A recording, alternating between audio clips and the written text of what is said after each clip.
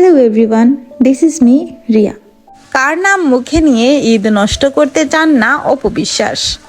অভিনেত্রী অপু বিশ্বাস কাজ নিয়ে ব্যস্ত থাকেন। ঈদ উপলক্ষে বিভিন্ন সংবাদ মাধ্যমে তারকাদের উপস্থিতিতে অনুষ্ঠান প্রচার হচ্ছে। সে ধারাবাহিকতায় একটি সংবাদ মাধ্যমের ঈদের অনুষ্ঠানে হাজির হয়েছিলেন অপু বিশ্বাস। সিনেমা না আসলেও শাকিব খান ও বুবলি ইস্যুতেও আলোচনায় আসেন তিনি। এবার সংবাদ মাধ্যমের ঈদ তারকা আড্ডায় অতিথি হয়ে এসেছিলেন এই নায়িকা।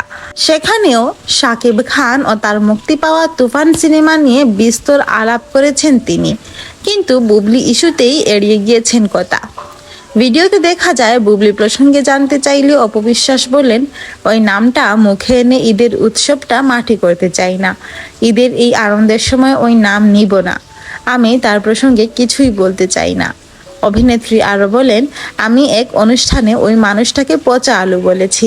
তার যোগ্যতা নেই যে আমি তাকে নিয়ে কিছু বলবো।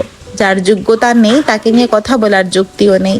প্রসঙ্গত, বছর শুরুতে মুক্তি পেয়েছিল অপু বিশ্বাস অভিনীত সিনেমা ট্র্যাপ। এরপর আর নতুন কোনো সিনেমায় দেখা যায়নি তাকে। গত বছর লাল শাড়ি সিনেমা দিয়ে প্রযোজক হিসেবেও নতুন সূচনা করেছিলেন Apu Biswas. Thanks for watching. Please subscribe to my channel and follow for more.